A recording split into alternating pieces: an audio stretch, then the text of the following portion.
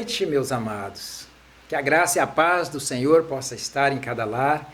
Hoje, a quarta-feira, é o nosso estudo bíblico da palavra e eu quero começar orando ao Senhor, pedindo a direção, a bênção, que você seja grandemente edificado nesta noite, queridos. Quero orar também pelos pedidos do caderno de oração, pelas nossas necessidades. Vamos ter um momento de oração ao Senhor neste momento. Senhor, nós te agradecemos por estarmos aqui, para darmos início a esse culto, esta aula bíblica, que o Senhor esteja nos abençoando, nos conduzindo. Quero orar, Senhor Deus, pelo caderno de oração, pelos pedidos que foram colocados, pelos agradecimentos dos irmãos ali, por muitas bênçãos já recebidas, muitas curas, muita demonstração da atuação do Senhor. Nós te agradecemos, eu continuo orando pela igreja, pelas famílias, Pai, que o Senhor nos conserve com saúde, não permita que venhamos a ser contaminados com esse vírus e que possamos, ó Pai, estar saudáveis, aguardando o momento de estarmos juntos, Senhor. Eu oro também por aqueles que foram contaminados, que eles possam se recuperar, ó Deus, que o Senhor os proteja. Oro pelos familiares daqueles que morreram, que o Senhor possa estar consolando as famílias e nos abençoando nesta noite, em nome de Jesus. Amém. Amém, meus queridos. Eu quero cantar uma música com os irmãos que se chama Vento do Espírito e após nós estaremos com o nosso estudo, ok?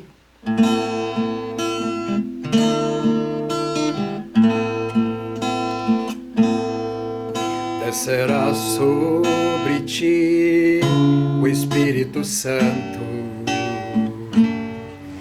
e o poder do Altíssimo te envolverá. Descerá sobre ti o Espírito Santo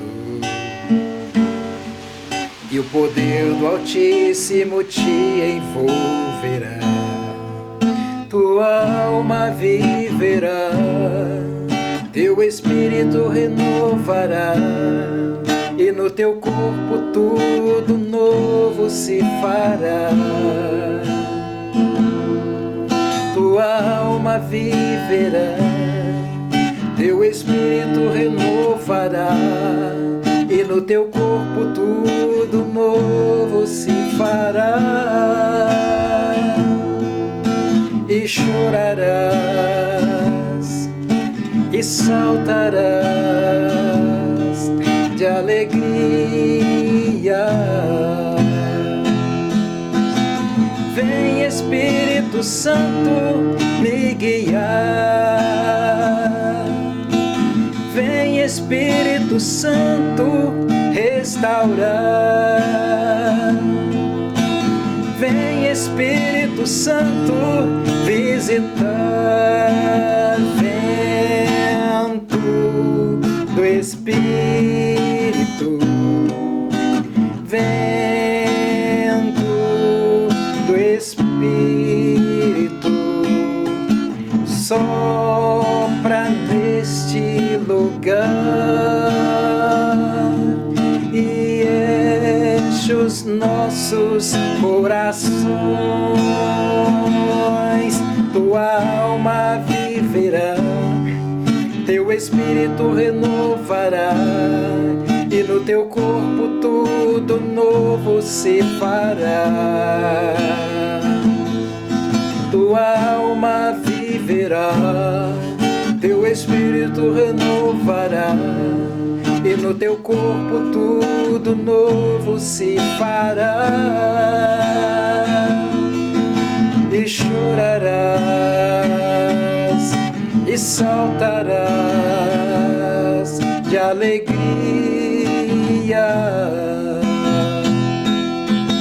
Vem Espírito Santo me guiar, vem Espírito Santo restaurar, vem Espírito Santo visitar. Vento do Espírito, vento do Espírito, sopra neste lugar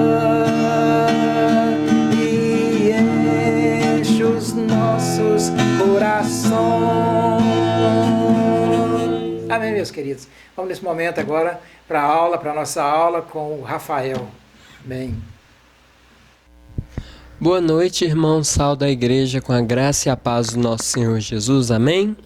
Vamos abrir as nossas Bíblias no livro de Jonas, capítulo 2. Jonas 2, amém? A oração de Jonas no ventre do peixe. Então Jonas, do ventre do peixe, orou ao Senhor, seu Deus, e disse: Na minha angústia clamei ao Senhor, e ele me respondeu. Do ventre do abismo gritei, e tu me ouviste a voz, pois me lançaste no profundo, no coração dos mares, e a corrente das águas me cercou. Todas as tuas ondas e as tuas vagas passaram por cima de mim. Então eu disse: lançado estou de diante dos teus olhos. Tornarei porventura a ver o teu santo templo? As águas me cercaram até a alma, o abismo me rodeou, e as algas se enrolaram na minha cabeça. Desci até aos profundos dos montes, desci até a terra, cujos ferrolhos se correram sobre mim para sempre. Contudo, fizeste subir da sepultura a minha vida. Ó Senhor meu Deus, quando dentro de mim desfalecia a minha alma, eu me lembrei do Senhor, e subiu a ti a minha oração no seu santo templo. Os que se entregam à idolatria vã abandonam aquele que lhes é misericordioso. Mas, com a voz do agradecimento, eu te oferecerei sacrifício. O que votei, pagarei. Ao Senhor pertence a salvação. Falou, pois, o Senhor ao peixe, e este vomitou Jonas na terra. Amém, irmãos? Vamos fazer uma oração entregando esse estudo ao nosso Deus. Amém? Senhor Deus e nosso Pai, nós entramos mais uma vez na Tua santa presença para entregar nas Tuas mãos esse momento de culto, de estudo da Tua palavra. Que o Senhor nos oriente para que possamos aprender mais da Tua palavra com a história do profeta Jonas, Senhor. Que o Senhor venha ter misericórdia das nossas vidas, abra os nossos corações, nos capacita, Senhor, para estar falando, Senhor, da Tua palavra. É no nome de Jesus que oramos. Amém. Amém, irmãos. Nós lemos um texto, né, que parece um salmo. Na verdade é porque ele é uma oração que o profeta Jonas faz dentro do ventre do peixe que o engoliu quando ele estava tentando fugir, né, da presença de Deus. Mas antes de estar falando um pouco sobre o livro, eu gostaria de falar aos irmãos que a história de Jonas, ela é verdadeira. Isso porque existem algumas correntes que falam que o livro de Jonas, na verdade, foi uma parábola para ensinar os hebreus, uma invenção escrita por um hebreu, e vai mais longe ainda. Alguns dizem que foi baseado em mitos da Grécia Antiga. Então, esse hebreu se baseou em histórias da Grécia Antiga para escrever essa parábola, né, na visão dele. Mas nós cremos que a história de Jonas foi real, realmente aconteceu. Esses milagres registrados no livro aconteceram de verdade. Isso porque o próprio Senhor Jesus fala de Jonas. Veja o que o Senhor Jesus fala lá em Mateus capítulo 12, versículos 40 e 41. Veja só. Porque assim como esteve Jonas 3 dias e 3 noites no ventre do grande peixe, assim o Filho do Homem estará 3 dias e 3 noites no coração da terra.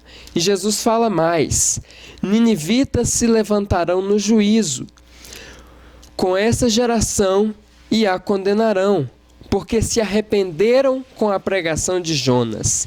E eis, aqui está quem é maior do que Jonas. O Senhor Jesus fala a respeito de Jonas. Então nós cremos fielmente que a história de Jonas não é uma parábola, é realmente uma história verdadeira. O profeta Jonas, ele é citado no livro de 2 Reis, capítulo 14. Lá nós podemos ver que Jonas ele viveu no reinado de Jeroboão II. Então o livro de Jonas não é o único livro da Bíblia que cita o profeta Jonas, mas o livro de Reis também, evidenciando o período histórico, do reinado de Jeroboão II, em qual Jonas viveu. E outro aspecto importante é que Jonas ele é um profeta diferente dentro do Antigo Testamento.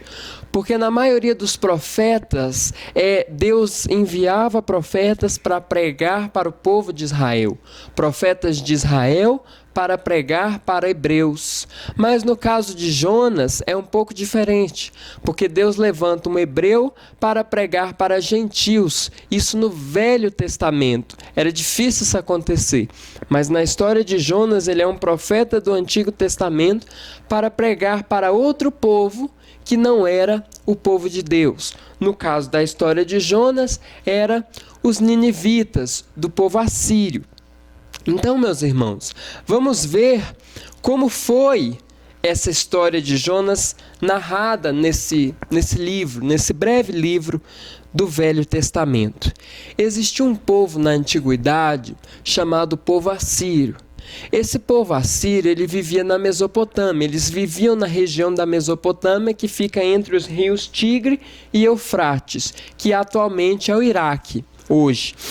E esse povo, ele ficou muito famoso porque eles conseguiram desenvolver um exército muito bem organizado e eles conseguiram expandir o império dele, aumentando as fronteiras deles por um território relativamente grande. Eles conquistaram a Mesopotâmia, eles conquistaram o Egito, parte da Ásia Menor e inclusive a terra de Canaã. Esse foi o Império Assírio. E esse povo ele ficou muito famoso porque eles eram muito maus, eles eram cruéis com os povos que eles dominavam, eles tratavam com muita crueldade, torturavam e matavam, eles não tinham misericórdia, e eles ficaram famosos por causa disso. Até hoje, entre os historiadores, os assírios têm essa fama. E Deus tem misericórdia desse povo, sente misericórdia desse povo e chega a Jonas e envia Jonas para pregar para aquele povo, porque se aquele povo não se arrependesse do mal que eles estavam fazendo, o Senhor pesaria a mão sobre Nínive. Nínive era a capital da Síria. E para Jonas, qualquer coisa, menos pregar para os ninivitas. Ele não queria que aquele povo se convertesse, porque aquele povo era muito mau. Ele não queria que aquele povo se voltasse ao Senhor. Ele queria que a mão do Senhor pesasse sobre aquele povo. Mas o Senhor é misericordioso e queria enviar um profeta para que aquele povo se arrependesse. Mas Jonas, ele não quis cumprir isso, ele tenta fugir da presença de Deus. Ele compra uma passagem de navio para uma cidade chamada Tarsis. Nós não sabemos ao certo onde é essa cidade de Tarsis. Alguns dizem que é a cidade de Tarso, mencionada no Novo Testamento, mais especificamente no livro de Atos, quando se refere a Saulo. Outros dizem que pode ser uma cidade na Espanha, não se sabe ao certo onde é essa cidade. Mas o que a história quer enfatizar é que ele estava tentando, fugir da presença de Deus. Só que não tem como fugir da presença de Deus. O Senhor está em todos os lugares. E o Senhor lança uma forte tempestade no navio onde ele estava, e o navio quase naufragou. E os marinheiros estavam desesperados e Jonas estava no porão do navio, dormindo naquele navio. E os marinheiros acordaram Jonas, que dormia profundamente, para cada um clamar ao seu Deus. Certamente existiam naquele navio pessoas de vários povos, e cada um tinha que clamar ao seu Deus. E eles resolveram lançar sorte para ver por causa de quem dentre aqueles marinheiros, estava acontecendo aquela tempestade. E a sorte caiu em cima do profeta Jonas. E Jonas falou para aqueles marinheiros lançarem ele naquele navio, no mar, né, do navio para o mar, porque era por causa dele mesmo que tudo aquilo estava acontecendo. E no momento que eles lançaram Jonas no mar, a tempestade rapidamente se acalmou. O mar ficou calmo novamente. E aconteceu que Jonas foi engolido por um grande peixe, né? Depois que ele foi lançado no mar, e dentro daquele peixe ele lembra do Senhor. Ele lembra que é impossível fugir da presença de Deus. Ele lembra que ele estava fazendo o que era errado perante os olhos do Senhor. E ele ora ao Senhor, como nós lemos aqui em Jonas capítulo 2, ele faz essa oração que parece um salmo, né? Porque ele louva ao Senhor, é feito no modelo dos salmos, como uma poesia hebraica, né? Mas ele está pedindo a misericórdia do Senhor. E o Senhor ouve a oração de Jonas no ventre daquele peixe. E o Senhor dá uma ordem para o peixe, porque Jonas havia ficado lá 3 dias e 3 noites dentro do peixe. E o Senhor ordena aquele peixe para que ele vomitasse Jonas em terra. Quando o peixe faz isso, o Senhor novamente se dirige a Jonas e dá a mesma ordem. Ele dá uma segunda chance para Jonas. Vá até Nínive e pregue aquele povo. Pregue aos ninivitas. E Jonas foi até aquela cidade, a capital dos assírios, e ele pregava a palavra de Deus. E ele dizia: ainda em 40 dias, se vocês não se converterem, essa cidade será destruída. Ainda em 40 dias, se vocês não se converterem, toda essa cidade será destruída.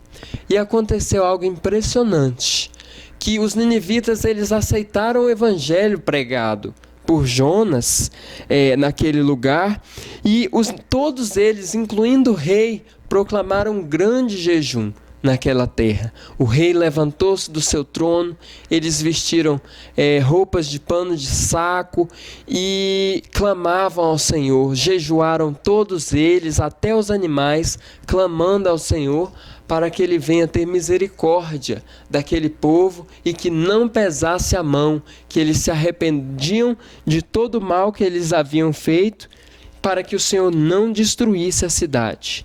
E aconteceu que o Senhor ouviu o clamor daquele povo e não mais destruiu a cidade, por causa do arrependimento dos ninivitas. E Jonas não gostou disso, isso desagradou muito a Jonas, por eles terem arrependido e a cidade não ter sido destruída. E Jonas ficou muito irado com isso e saiu da cidade e foi ver o que aconteceria com ela. Muito irado, ele não queria, naquele momento, que os ninivitas se arrependessem.